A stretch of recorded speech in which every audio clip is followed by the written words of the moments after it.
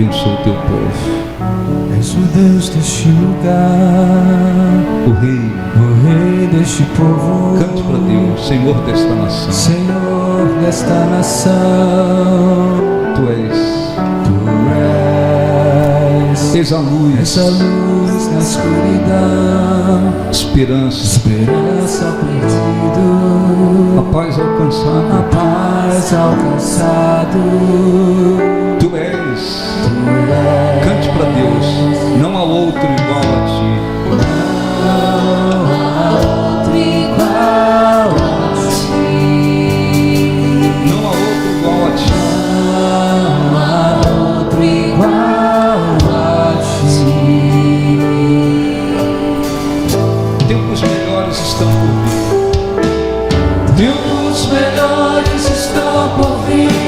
Obras maiores se farão neste lugar. Tempos melhores estão por vir. Obras maiores se farão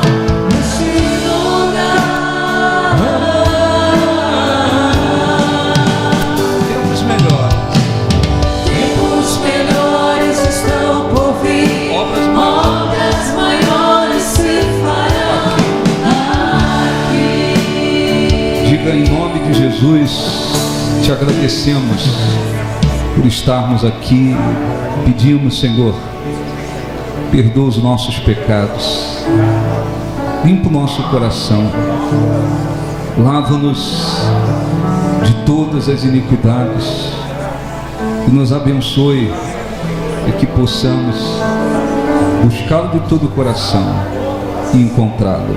Em nome de Jesus, diga graças a Deus, aplausos para o nosso Deus. Graças a Deus. Amém? Graças a Deus. Abra sua Bíblia, por favor. Livro de Neemias. Eu quero dar uma orientação importante, tá? Neemias, capítulo 1, por favor. Neemias, capítulo 1. Tem tudo a ver com a nossa vida, não só com o momento que nós estamos vivendo. Neemias, capítulo 1. Por favor.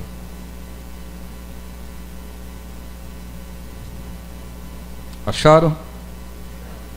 Curva a sua cabeça, deixe-me fazer uma oração, por favor. Feche os olhos. Senhor nosso Deus e Pai, dai-nos, Senhor, sabedoria, capacidade para compreender a sua palavra, a sua vontade. Dai-nos discernimento espiritual, que a tua palavra nos abençoe, em nome de Jesus, amém. Amém?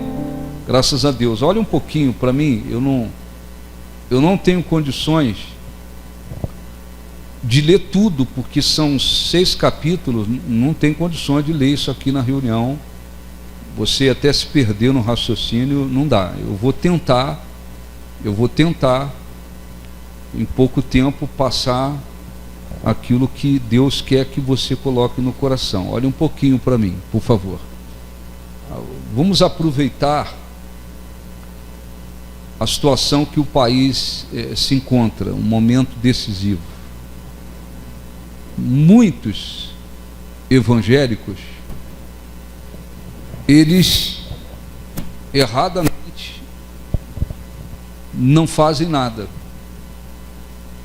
Mesmo o país vivendo esse momento difícil, e é um momento decisivo, ou vem uma vitória, tomara que venha,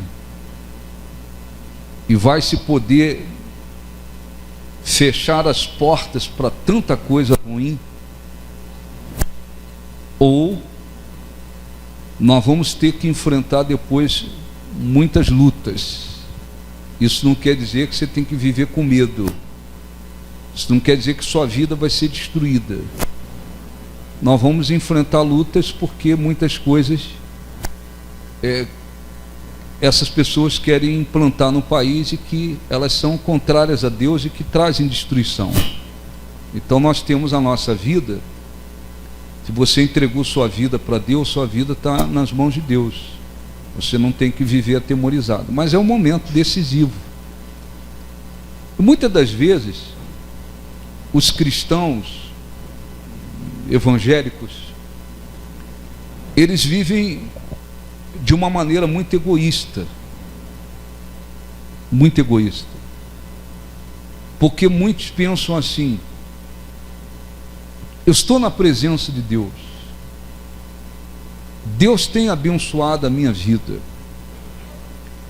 No máximo, eles se preocupam em lutar, em buscar alguma transformação quando se resume à família deles.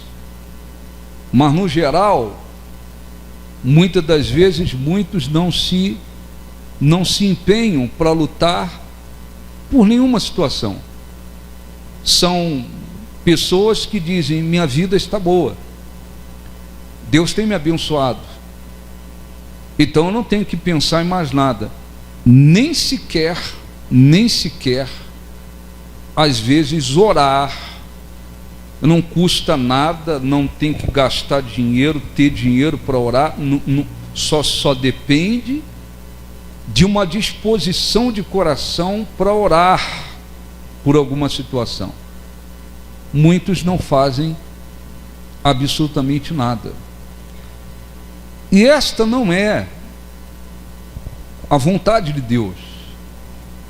Não é que você vai sair pegando todas as situações que precisam de uma transformação e jogar nos seus ombros e se sufocar com isso. Não é isso.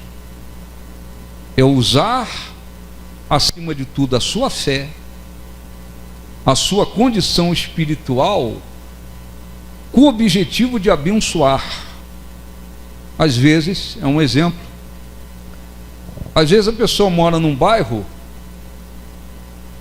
onde está lá um ponto de drogas, tráfico de drogas. Pessoas estão sendo destruídas através daquilo.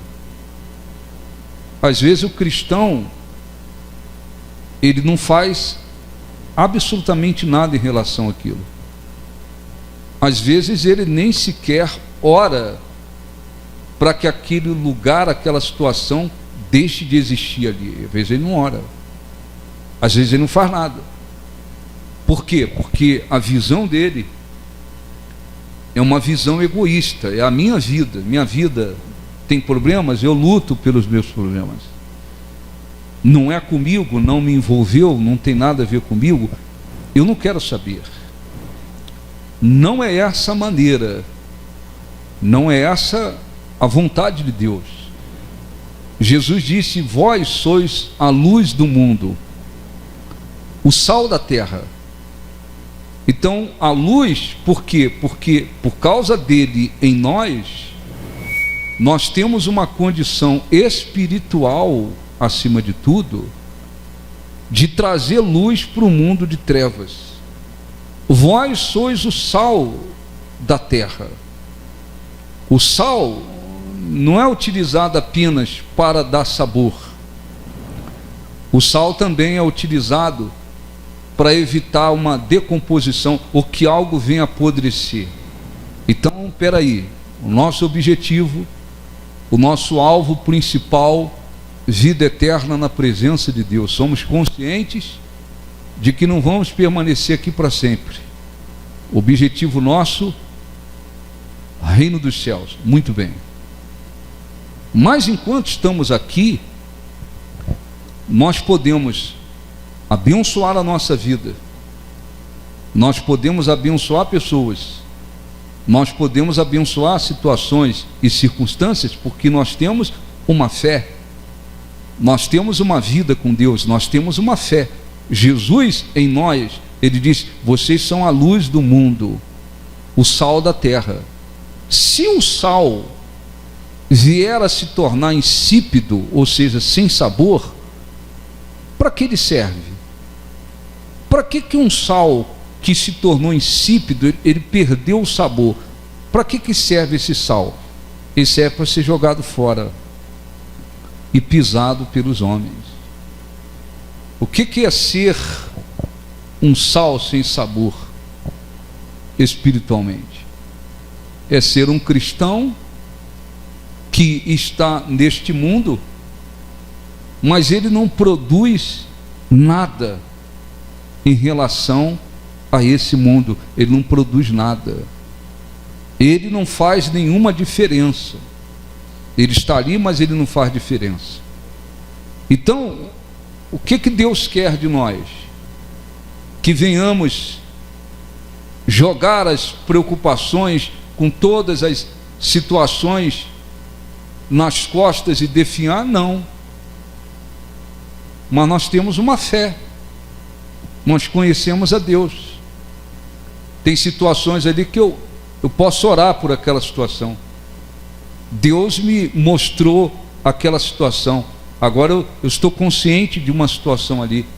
Ou eu vou orar por aquela situação. Tem um ponto de drogas começando aqui no meu bairro. Vou orar por isso. Eu vou orar em relação a isso. Está acontecendo isso.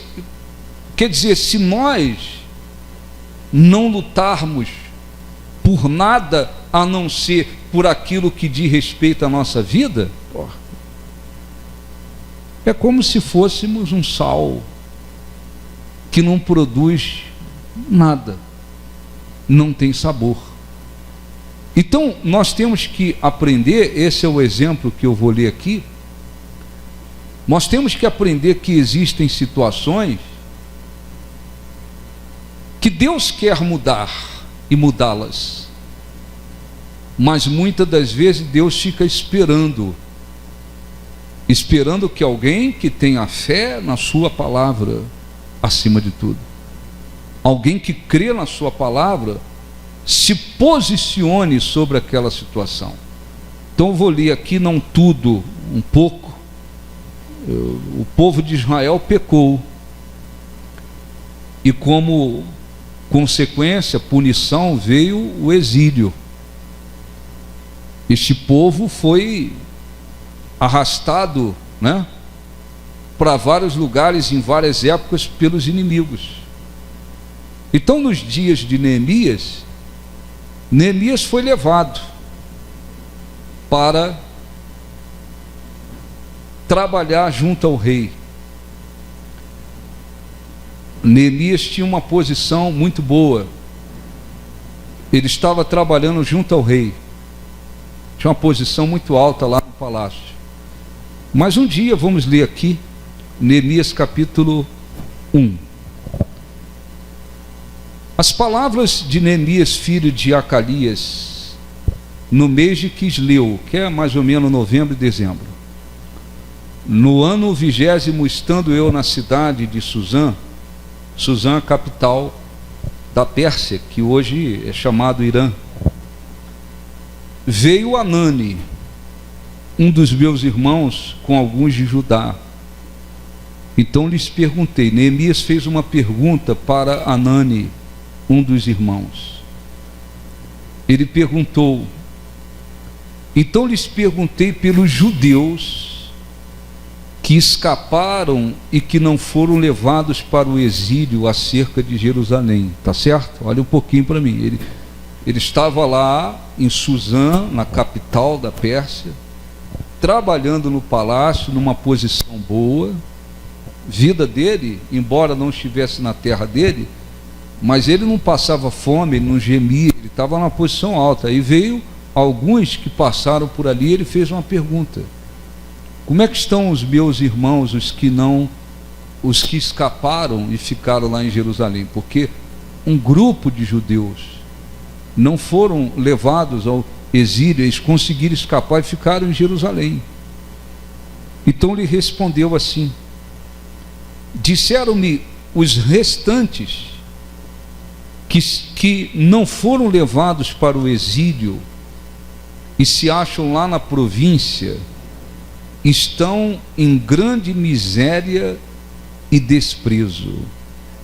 Os muros de Jerusalém estão derribados e suas portas queimadas. Tendo eu ouvido essas palavras, assentei-me, chorei, lamentei por alguns dias, e estive jejuando e orando perante o Deus dos céus. Amém? Amém? Então, olhe para mim. Então, a situação dele, humanamente falando, estava boa. Estava num palácio, trabalhando junto ao rei, posição alta. Mas e os seus irmãos, o seu povo, que ficou em Jerusalém, que escapou do exílio? Ah, esses estão em grande miséria, desprezo. Os judeus que ficaram em Jerusalém estavam numa miséria tremenda, humilhados, desprezados. A cidade, os muros totalmente destruídos, as portas queimadas. Havia uma destruição total. O que fez Neemias? Isso não é problema meu. Não. Assentou-se, chorou, lamentou, jejuou por vários dias, orou a Deus. O que ele queria? Ele queria que Deus lhe desse condições de fazer alguma coisa em relação àquela situação. A partir daí vem a oração de Neemias, reconhecendo que todos pecaram, enfim, mas ele falou com Deus em relação àquela situação. Então, isto ficou na Bíblia. Isso ficou na Bíblia. Hoje vivemos uma situação no país que muitos evangélicos deveriam estar se empenhando muito em oração. Muitos pastores, porque são poucos, deveriam estar se empenhando muito em oração. Por quê? Porque a situação é decisiva. As pessoas às vezes não se conscientizaram disso. A situação é decisiva. Se vem uma vitória, anula essa eleição, ou então, olha, houve fraudes e o ladrão perdeu, roubou, enganou, perdeu, o presidente continua, a gente tem condições, não simplesmente por ele, mas tem condições de abençoar o país de várias maneiras e fechar as portas, ou pelo menos fechar muitas portas, para que esse país não seja entregue à destruição. Não acontecendo isso, nem as Forças Armadas assumindo esse país, a gente vai ter que ter consciência, nós temos que ter consciência de que nós estamos lidando e nos referindo a pessoas corruptas. Muitos deles são psicopatas, eles não estão nem aí para ninguém. Muitos deles são fanatizados com a sua ideologia do comunismo. Outros estão lá por dinheiro no bolso, outros estão por ideologia, outros estão por tudo isso, outros estão pelo poder. O que eles querem? Eles querem o diabo através dessa gente. O diabo através dessa gente quer levar esse país para uma situação realmente muito difícil, muito difícil. E eles, espero que não aconteça, vão utilizar todos os meios para colocar o país de joelho, humanamente falando. Não estou falando espiritualmente. Espiritualmente nós temos a fé, nós temos a confiança em Deus. Estou falando humanamente falando. Eles querem tirar imediatamente, isso já foi falado imediatamente, eles querem diminuir o poder das Forças Armadas. Então eles querem mexer na condição das Forças Armadas, para que as Forças Armadas não tenham força nenhuma nesse país. Eles querem implantar muita coisa ruim. Então, ora, se numa situação que envolve o país e todos os que vivem nesse país, você vê evangélicos e inclusive pastores, que eles simplesmente é como se, isso aí não tem nada a ver comigo, eles estão cegos, inclusive muitos pastores cegos, porque essa gente também vai partir para cima do evangelho no país, não há dúvida sobre isso. Essa gente vai partir para cima do evangelho, e muitos pastores, se isso vier a acontecer, ou eles vão se dobrar, se acovardar, ou então muitos pastores serão presos, porque não vão se dobrar para essa gente, não vão se dobrar. Eles virão com todas as forças para tentar barrar o evangelho nesse país. Não é só questão econômica, não é só pegar a herança, como o Lula já disse, vamos pegar a herança que está a mais aí, que era para os filhos, vai para o Estado. Não é só questão financeira, todos os aspectos, para todos os aspectos. Ora, se uma situação que envolve o país, muitos pastores, muitos evangélicos, eles não se movem para nada. E se você fala, você está orando pelo país, eles não oram pelo país. Você está lutando pelo país, poucos são os que estão lutando. Ora, então, imagina se tem uma situação absolutamente favorável no país. Imagina se essas pessoas estiverem com a vida absolutamente tranquilas. O que muitos fazem? Muitos fazem o quê? Não é comigo, não é comigo. Às vezes você tem lá uma amiga que agora está sofrendo com um filho nas drogas. Às vezes você não faz uma oração por aquele filho. Você fala, não é meu. O filho não é meu. É o filho de fulano, é o filho de Beltrano. Às vezes você tem uma vizinha que está lá com o filho definhando, partindo para o crime. Às vezes você não faz uma oração por ele. Fala assim, não é meu filho, não é meu sobrinho, não é meu neto, não é nada meu, eu não tenho nada a ver com isso. Quer dizer, nós não podemos viver como se não pudéssemos produzir nada, ou não nos importar com nada. Isso não é ser cristão. Nós não vamos consertar o mundo, não é isso. O mundo caminha em trevas, mas nós podemos abençoar. Tem pessoas que se converteram e hoje estão até servindo a Deus, porque alguém batalhou em oração por aquela pessoa, porque alguém evangelizou aquela pessoa, porque alguém jejuou por aquela pessoa, sem ela entender, sem ela saber, ela acabou abrindo o coração. Hoje é um pastor, hoje é um cristão, está na presença de Deus, porque alguém orou, porque alguém se interessou, porque alguém diz, não, vamos abençoar. Nós temos o trabalho missionário. Por quê? Para quê? Para dizer, tem um trabalho missionário? Não, nós temos que nos preocupar com os outros. Tem lá 56 crianças em Moçambique, no meio de milhões de crianças que tem na África. Tem 56 que a gente luta para ajudá-las. É pouco? É muito pouco. Mas como é que a gente pensa? Não é minha filha, não é meu filho, não é meu neto, não é minha neta, não é meu sobrinho, não é minha sobrinha. Não é assim que Deus espera que venhamos nos proceder.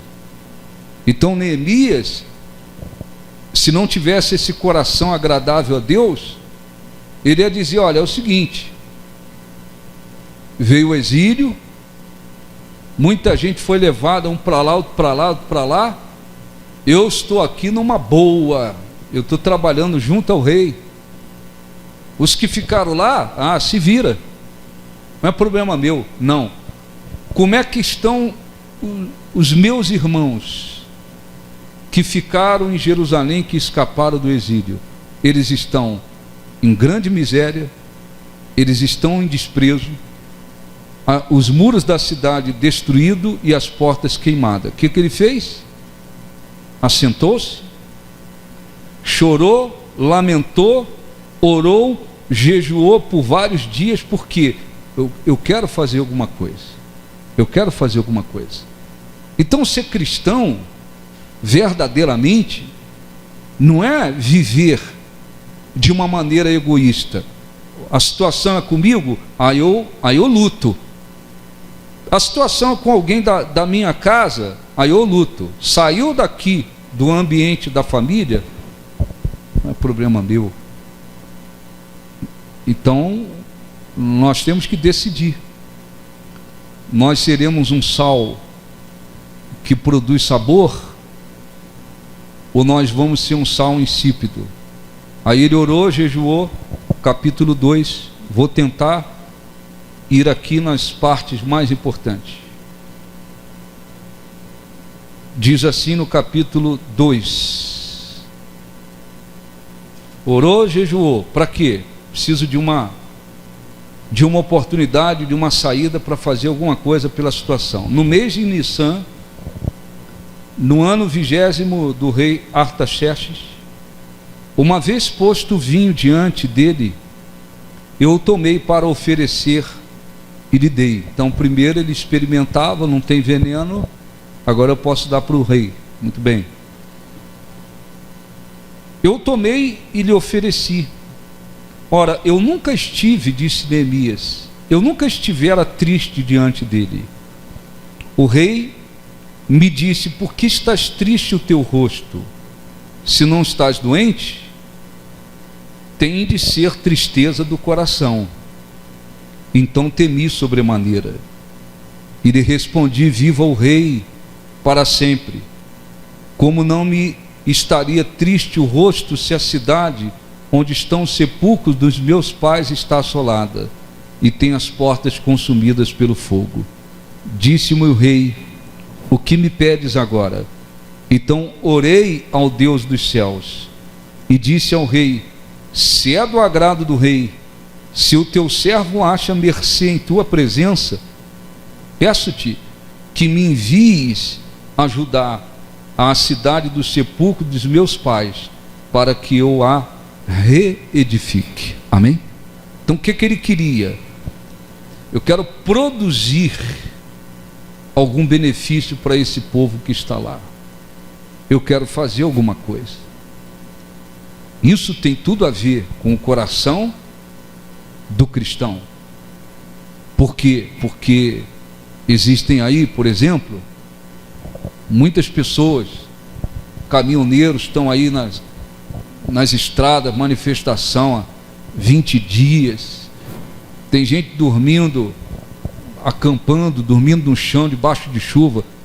Muitas pessoas que não têm a fé, que não têm a fé na palavra de Deus, que não andam na presença de Deus, elas estão fazendo um esforço tremendo com a condição apenas humana, porque elas querem ver uma justiça nesse país. Quantos evangélicos, quantos que se dizem seguidor de Jesus, têm a fé, se diz: eu tenho a presença de Deus comigo, eu creio em Jesus, Deus está comigo. E aí, como é que a gente vive? A gente diz: não, a presença de Deus está comigo, Deus está comigo, eu sigo Jesus, o Espírito Santo está comigo. E aí, com tudo isso, como é que você vive? Não é comigo, não é problema meu. Não me envolve, não envolveu a minha família, não importa. O que eu penso é o seguinte: o que eu quero é a minha vida abençoada. A minha vida abençoada. Quer dizer, esse espírito, ele está dentro de muitos que se dizem verdadeiros seguidores de Jesus. Era agora, uma situação dessa no país, era agora para que muitos pastores, muitas igrejas estivessem dizendo: vamos fazer uma campanha de oração, vamos fazer uma campanha de jejum, vamos botar todo mundo para orar. Nós temos a fé, nós temos Jesus, nós temos Deus conosco, então nós podemos fazer mais, inclusive, do que os outros que estão lá, lutando apenas com a força da vontade, porque não querem ser escravizados, porque não querem perder a liberdade, porque não querem ver o país destruído, porque não querem ver que os seus filhos e netos futuramente vivam num país destruído. Não querem. Ora, só que muitos que dizem, não, Deus está comigo, Deus está comigo, Deus está comigo. Às vezes você vê, às vezes se vê uma pessoa, às vezes no mundo das drogas, você nem sequer fala assim, eu vou orar por essa pessoa depois. Você está dirigindo, para no semáforo, vem lá uma pessoa viciada nas drogas, às vezes no álcool. Às vezes você não, cristãos, eles não nem sequer dizem, Deus abençoa esta pessoa, tenha misericórdia, põe as mãos, abençoa, não faça nada, porque o coração é absolutamente egoísta, não envolveu a minha vida, não envolveu a minha família, não é comigo, não é problema meu. Não é assim. Não é esse o espírito que Deus deseja encontrar em nós. Deseja encontrar em nós. Não é esse o espírito. Então Neemias, o que fez? Orou, chorou, jejuou, falou com Deus. Aí vem perante o rei, você está triste. Se você não está doente, é do coração. Ficou com medo, né? Pô, está arriscado ele mandar me matarem, porque eu estou triste aqui na presença dele. O que você quer? Ele fala, meus irmãos, a cidade está lá destruída, faço parte daquilo lá, não estou lá, mas faço parte. Tem tudo a ver comigo também. Eu não estou lá na miséria, eu não estou em grande desprezo, mas eu não posso ficar aqui fingindo, em outras palavras, que não é comigo. Aí o que Deus fez? Abriu as portas. O que você quer? Eu quero ser enviado para lá, para ajudar a reedificar aquele lugar. Deus abriu as portas. Versículo 11. Eu vou picotando os capítulos. Cheguei a Jerusalém, onde estive 3 dias. Então me levantei, e uns poucos homens comigo, não declarei a ninguém o que Deus pusera no meu coração para eu fazer. Amém? Isso aqui já nos dá um ensinamento. Aquilo que Deus põe no nosso coração, a gente não fala para todo mundo, tá certo?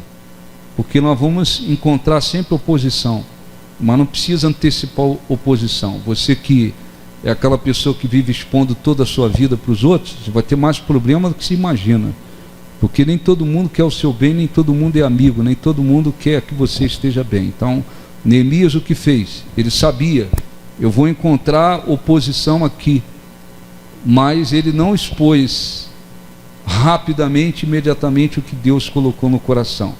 De noite saí pela porta, versículo 13, pela porta do vale para o lado da fonte do dragão e para a porta do monturo, e contemplei os muros de Jerusalém, que estavam assolados, cujas portas tinham sido consumidas pelo fogo.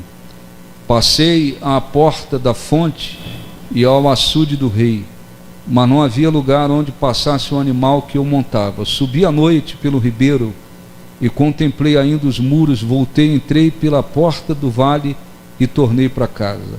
Não sabiam os magistrados onde eu fora, nem o que fazia, pois até aqui não havia eu declarado coisa alguma, nem aos judeus, nem aos sacerdotes, nem aos nobres, nem aos magistrados, nem aos mais que faziam a obra. Então lhes disse, ele chamou os judeus, agora ele chama os judeus, e disse, estás vendo a miséria em que estamos? Ele se enquadrou naquela situação, tá certo? Ele se enquadrou. Então, olha um pouquinho para mim, as pessoas egoístas, o que elas fazem? Minha vida, no máximo minha família. Elas não se colocam na situação dos outros que estão sofrendo, que estão em dificuldades, que estão gemendo. Elas nunca se colocam. Elas nunca se colocam. Elas não dizem assim, eu vou orar por esse garoto, filho da minha vizinha que está nas drogas, porque é filho dela, mas podia ser o meu. O meu não está nas drogas, o meu está bem. Eu vou orar por ele. Às vezes a vizinha não crê, não entende, não sabe, não busca Deus. Não, mas você pode, eu vou orar por esse garoto. Deus pode abençoar esse garoto. Ele não é o meu filho, mas eu vou orar por ele, porque poderia ser o meu filho nessa situação. A pessoa egoísta, esquece. Neemias juntou os judeus, ele estava trabalhando no palácio, numa posição alta, tranquilo, mas ele diz, vê a miséria em que nós estamos. Ele se colocou na situação daqueles que estavam em miséria, e disse, vê a miséria em que estamos, Jerusalém assolada, suas portas queimadas, vinde, pois, reedifiquemos os muros de Jerusalém, e deixemos de ser opróbio, vergonha. Quer dizer, Deus, olhe para mim, Deus queria reedificar não só os muros da cidade, não só as portas da cidade, ele queria levantar a vida dos judeus que estavam na miséria, humilhados moralmente, em todos os aspectos estavam caídos. Deus queria o quê? Levantá-los. Mas ele precisou de alguém, tá certo? Ele precisou de alguém. Deus é Deus, pode todas as coisas? Pode, mas ele usa pessoas. Ele usa pessoas. Ele usa pessoas. Então ele precisou de alguém que tinha um coração voltado para abençoar os outros, para que ele pudesse usar e aquela reconstrução acontecesse. Versículo 18, lhes declarei, aí ele deu um testemunho dele, quantos de vocês, olha um pouquinho para mim, quantos de vocês, talvez alguns lutem pelas pessoas, evangelize pessoas, fale do seu testemunho para as pessoas. Alguns, às vezes você vê uma pessoa vivendo situações que você viveu, às vezes um casamento destruído, se destruindo como estava o seu, e às vezes aquele cristão, ele não tem a oportunidade, mas ele não tem a disposição no coração de chegar para alguém e dizer, olha, Deus pode mudar a sua vida, a sua família. Ele reconstruiu o meu, ele pode reconstruir o seu. Ele me curou, ele pode curar você. Ele me libertou disso, daquilo, dos demônios, do vício, disso. Ele fez na minha vida, ele pode fazer na sua. Não, está se formando um número grande de pessoas que dizem, não, Jesus é comigo, não, estou cheio do Espírito Santo, não, Deus é comigo, maior é o que está em mim. Só que tudo isso apenas para si. O resto que se vire. O resto que se vire. Não é comigo. O que Neemias fez? Neemias, lhes declarei como a boa mão de Deus estivera comigo. E também as palavras que o rei me falava. Então disseram, disponhamo-nos e edifiquemos. E fortaleceram as mãos para a boa obra. Amém? O que ele fez? Um monte de gente caído na miséria, prostrado, desanimado, derrotados, com vergonha, no fundo do poço. Ele chega e fala, olha, estamos na miséria, vamos reedificar, vamos lutar. Fala o que Deus fez na vida dele, como a boa mão de Deus era com ele, o que o rei disse, e disse, vamos vamos reedificar, vamos lutar, vamos nos dispor, vamos à luta, vamos reedificar. Aquele povo adquiriu forças. Quantas pessoas, às vezes, no seu trabalho, na sua vizinhança, na sua escola, ou se depara com você, às vezes elas estão caídas. Às vezes uma simples palavra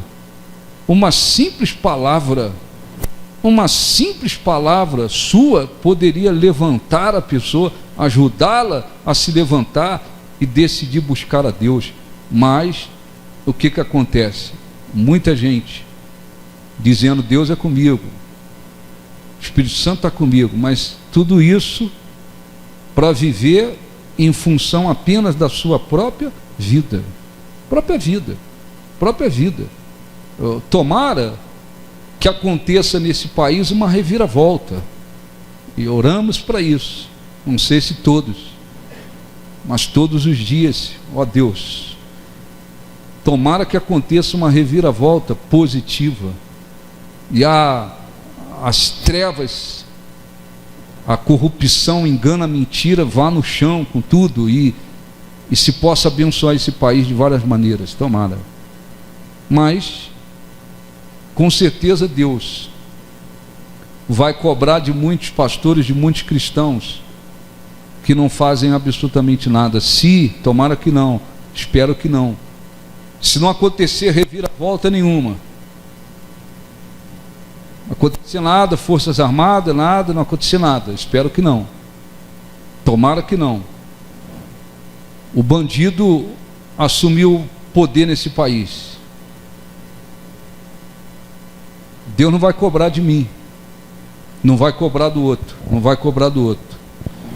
Tudo que cabe fazermos, estamos fazendo para acontecer uma reviravolta. Mas muita gente, às vezes, é cobrada e será cobrada, porque não faz absolutamente nada. Então, para encerrar, versículo 19, não dá tempo de eu continuar aqui, a gente tem que orar, versículo 19, porém, essa é a oposição, sempre a gente vai encontrar oposição, sempre, tá certo? Sempre o diabo vai usar alguém, ou às vezes dentro da sua casa, dentro da sua família, no seu trabalho, o diabo sempre vai usar alguém para se opor, quando estamos buscando algo que é da vontade de Deus, quando estamos caminhando na direção que Deus quer. Porém, Sambalá, o Honorita, Tobias, o Amonita, Gésem, 3 homens, esses eram os 3, os mais malditos que havia. Quando souberam de quê? Que Neemias chamou os judeus para se levantar e reconstruir tudo. Quando souberam, zombaram de nós e nos desprezaram e disseram: que é isso que fazeis? Quereis rebelar-vos contra o rei? Então lhes respondi, Neemias respondeu: o Deus dos céus é quem nos dará bom êxito. Nós a seus servos nos o quê? Como é que é a palavra? O que é disporemos? O que é dispor? Eu estou aqui. Então, ser cristão não é o contrário. Nós temos que mostrar para Deus, primeiramente, que nós nos dispomos a lutar. Estamos dispostos a lutar. Então, Neemias disse: nós, os seus servos, nos disporemos e reedificaremos. Vós, todavia, não tendes parte, nem direito, nem memorial em Jerusalém. Houve lutas. Aqueles homens armaram ciladas para matar Neemias, ameaçaram matar os judeus, fizeram tantas coisas. Chegou uma hora, é o último que eu quero ler aqui hoje, não vai dar mais. Capítulo 4. Estavam trabalhando, lutando para reconstruir os muros, debaixo da ameaça de morte, perseguição, armadilha que colocavam para matar Neemias, enfim. Mas diz a Bíblia no versículo 11: disseram, porém, os nossos inimigos: nada saberão disto. Eles armaram uma cilada para Neemias, nem verão até que entremos no meio deles e os matemos. Eles queriam matar não só Neemias, mas muitos judeus, e assim faremos essa obra. Quando os judeus que habitavam na vizinhança deles 10 vezes nos disseram: de todos os lugares onde moram subirão contra nós. Quer dizer, os inimigos liderados por aqueles 3 virão para nos matar. Eles não querem a reedificação desse lugar. Então a gente já sabe que tem gente que não quer o bem de ninguém, de nada. Tem gente que é do diabo mesmo, é filho do diabo, acabou. É gente a serviço do diabo. Então o que fez Neemias? Então pus o povo por família nos lugares baixos e abertos por detrás do muro, com as suas espadas e as suas lanças e os seus arcos.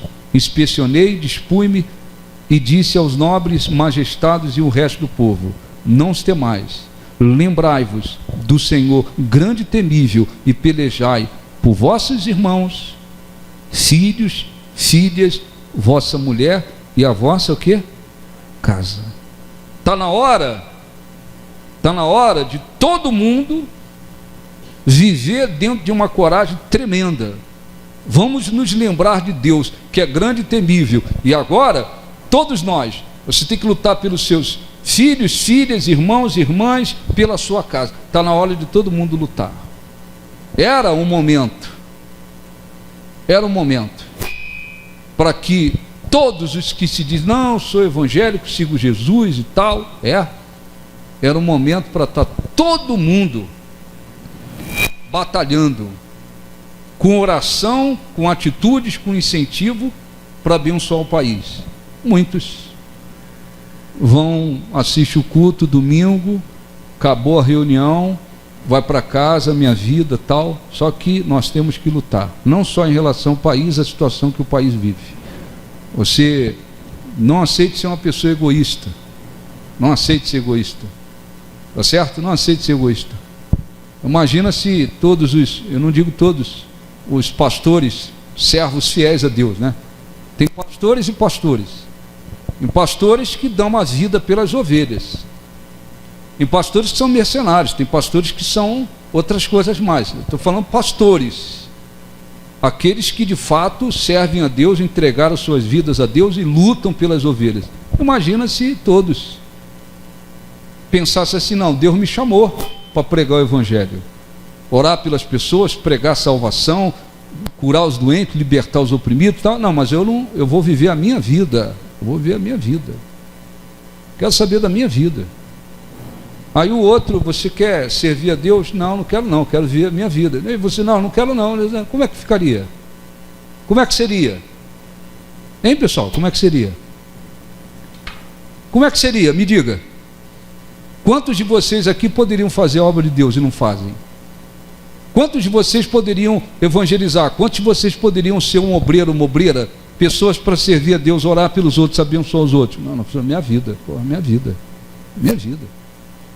Eu quero ir lá na igreja, eu vou lá, oro, devolvo meu dízimo, minha oferta que abençoa, canto, escuto a palavra de Deus, oro, vou para a minha vida. Tem alguma luta que me aflige? Aí eu vou lutar. Tem uma luta que atingiu minha família, eu vou lutar. Saiu do círculo familiar? Não é problema meu. Aquela senhora agora, ela está gemendo porque o filho aí de 12 anos está começando nas drogas. Coitada. Não é coitada, não está precisando coitada. Está precisando de alguém que ore. Deus liberta esse garoto. O meu filho está muito bem, graças a Deus, mas abençoe esse garoto. Olha, nem oração às vezes fazem. Nem oração às vezes fazem. Então eu quero fazer oração. Não dá para continuar aqui por causa do horário. Nós vamos orar, buscar a presença de Deus. Primeira coisa que você deve fazer: você é um verdadeiro cristão, seguidor de Jesus? Sou. Então pergunte para você mesmo, não é para o seu vizinho, seu parente, quem está do lado. Pergunte para você: que tipo de sal você está sendo? Que tipo de luz você está sendo? Você está iluminando alguma coisa? Você está dando sabor? Que tipo de seguidor de Jesus você está sendo? Aquele que diz, não, eu quero abençoar. Eu quero abençoar. O problema não é comigo, mas eu vou pelo menos orar. Se eu não posso fazer nada com as minhas mãos, não posso me envolver diretamente, mas a minha oração eu vou fazer por aquilo. Não, eu posso dar uma palavra, eu posso convidar para ir na igreja, eu posso falar do que Jesus fez na minha vida, eu posso... Que tipo de cristão você tem sido? Aquele que só olha para a sua própria vida? Desculpa, isso não é ser cristão verdadeiramente. Isso não é ser cristão. Isso não é ser um verdadeiro seguidor de Jesus. Isso não é o coração de alguém que diz que segue a um Deus que ama. O Deus me ama. ama. Ah, eu estou cheio do amor de Jesus. Mas o resto que se vire, não é comigo. E isto impede, inclusive, que muitos sejam até mais abençoados em suas vidas. Porque é só aqui, ó. Isso impede que muitos sejam abençoados de várias maneiras. Às vezes até em ver a sua família se converter. Às vezes até em ver respostas na sua própria família. Porque a sua vida não, a minha vida está boa. E aí, como é que está? Está boa. O resto não existe. É como se a pessoa estivesse vivendo num planeta sozinha, só ela, somente ela. O resto não me atingiu, não atingiu minha casa, não é comigo. Não, o que você deveria fazer? Se arrepender. Se arrepender. Fala, eu tenho que me arrepender desse coração que, pô, só visa eu. É só eu. No máximo aqui, a minha casa. O resto não está nem aí. Fica no lugar de uma mãe que está com um filho nas drogas, para você entender o que significa. Você se colocasse no lugar daquela mãe, você ia dizer: eu vou orar por esse garoto todo dia. Eu vou orar por aquele garoto todo dia. Eu nunca falei com ele, a vizinha nunca falou comigo, mas a gente soube que ele está nas drogas. Eu vou, ó Deus, está aqui, ó. Abençoa esse garoto, liberta esse garoto, transforma esse garoto, livra esse garoto. Coloque-se um pouquinho no lugar dela, mas não, apenas eu. E aí a gente vai vendo, se multiplicando o número de pessoas que se dizem cheias da presença de Deus, mas elas estão absolutamente vivendo de uma maneira egoísta. O país vivendo na situação que está. Muitos cristãos de outras igrejas, vários falam comigo: ô bispo, o pastor aqui não está nem aí. A gente vivendo essa situação aí, o pastor nem fala nada, parece que o cara está em outro planeta. Tomara que não, se com toda a batalha, oração, tudo, manifestação, tudo que está sendo feito, aquele ladrão tomar o poder, muitos desses pastores, eles vão poder falar nada depois, porque eles nem lutaram, e assim muitos cristãos. Então, vamos orar, fiquem de pé, por favor. No final, se você quiser ler o livro de Neemias, você vai aprender muita coisa. Neemias conseguiu, com aquele povo, reconstruir os muros em 52 dias. Os inimigos foram envergonhados. Deus foi muito glorificado com aquilo, com aquela vitória. Amém? Fique de pé, por favor, feche os olhos, vamos falar com Deus. Ó Senhor, nosso Deus e nosso Pai, eu peço para que o Espírito Santo fale ao coração de cada um dos que estão aqui. Jesus disse que nós, todos os seus seguidores, são como a luz no mundo. Vós sois a luz do mundo, o sal da terra. Mas se o sal vier a se tornar insípido, para nada serve, a não ser jogado fora, pisado pelos homens. E isto também tem muito a ver com aquilo que nós produzimos neste mundo. Não podemos ser como uma luz que não ilumina absolutamente nada. Não podemos ser, Senhor, como um sal que não traz nenhum sabor. Mas assim tem sido a vida de muitos que dizem que estão cheios da tua presença, que dizem que te amam, que dizem estar cheios do teu Espírito. Eles lutam apenas pela própria vida.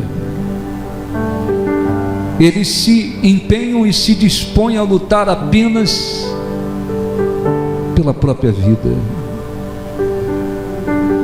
Quando se trata dos outros, eles não se importam. Eles se mostram indiferentes. Neemias se sentia como se estivesse na miséria e no desprezo como os judeus em Jerusalém. Por isso ele orou, chorou, jejuou e buscou condições para ser usado por ti, para reedificar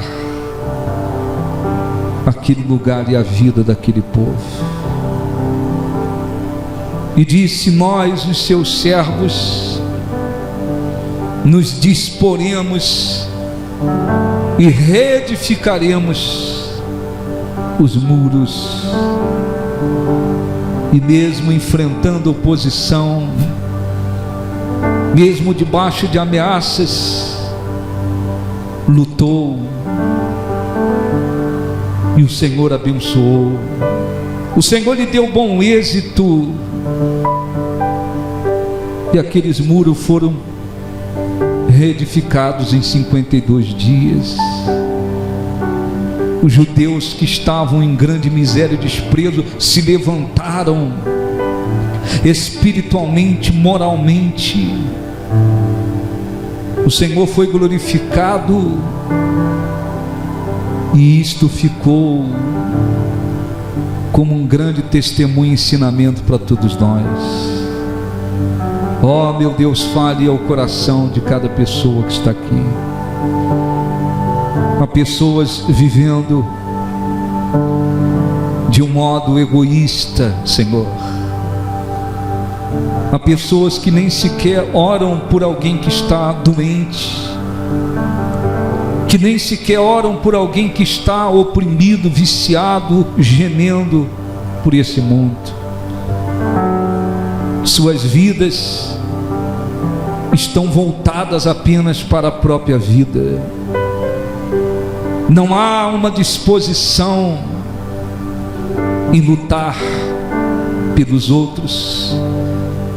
Não há uma disposição de querer abençoar outros, mas apenas a si mesmos. Ó Espírito Santo, fale com eles. Se você tem vivido de um modo egoísta, nem sequer ora por aqueles que estão com problemas, arrependa-se, peça perdão a Deus pelo coração que você tem tido, porque você tem sido como um sal que não tem procurado produzir sabor, dar o sabor. Oh, meu Deus. Por outro lado, eu te peço, abençoe aqueles que têm se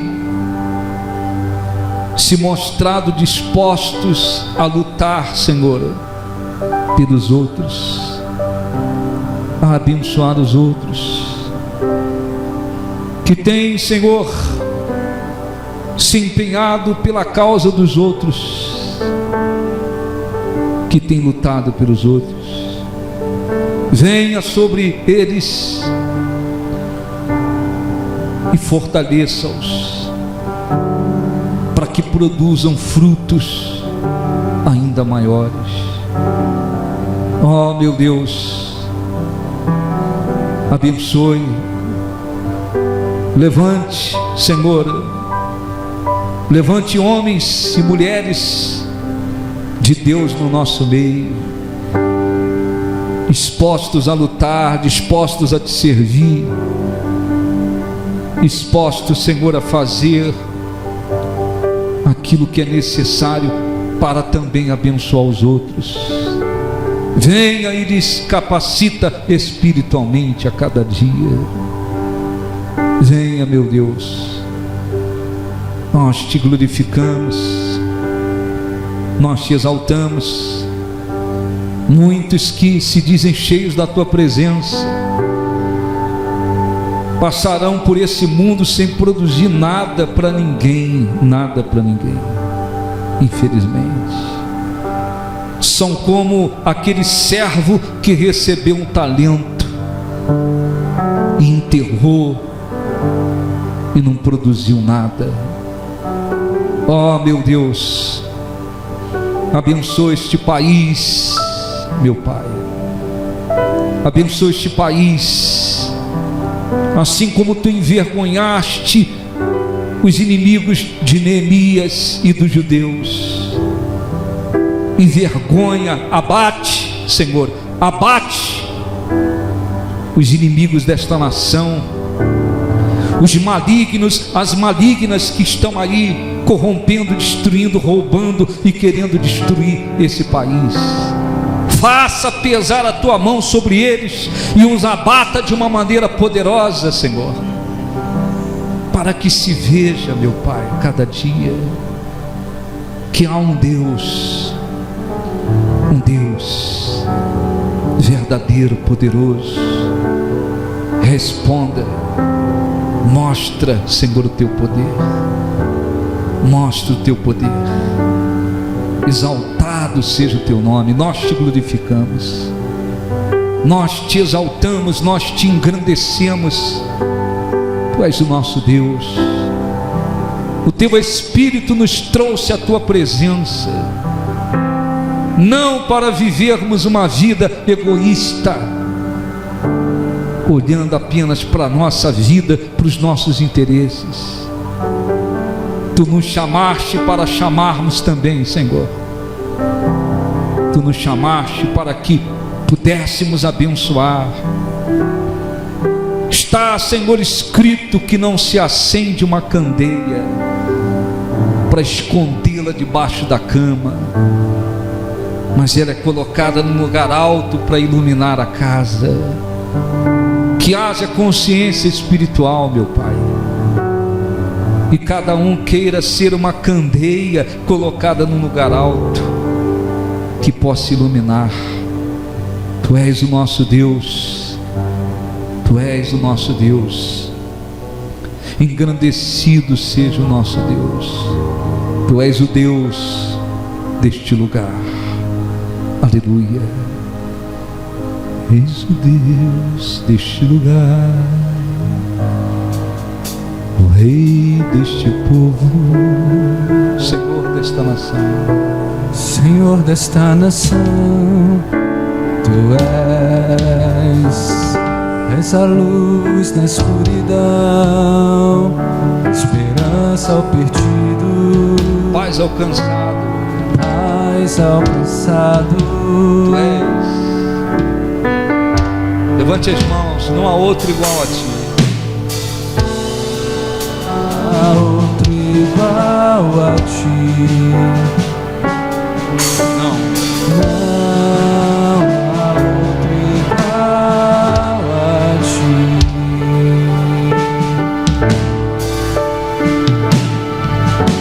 Tempos melhores estão por vir, obras maiores se farão neste lugar. Tempos melhores estão por vir. Tempos melhores estão por vir, obras maiores se farão Neste lugar. neste lugar. Tempos melhores. Tempos melhores estão por vir. Obras maiores se farão Aqui. Com as mãos no seu coração, fale com Deus. Se você é aquela pessoa que tem se importado com os outros, deseja produzir frutos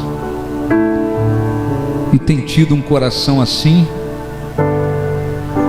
Peço o Espírito Santo para abrir as portas para você produzir muito fruto,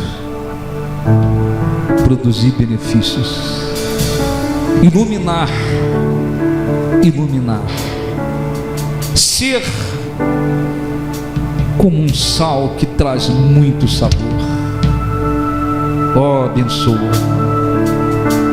Eu não conheço o coração de ninguém, mas o Senhor conhece. O Senhor conhece o coração de todos. Que haja arrependimento nos corações egoístas, e que haja, Senhor, condição espiritual, e que portas maiores sejam abertas para aqueles que querem abençoar, para aqueles que querem, Senhor, e que se preocupam, se importam com os outros. Que o teu nome seja glorificado. Diga em nome de Jesus. Que assim seja. Graças a Deus. Aplausos para o nosso Deus. Graças a Deus.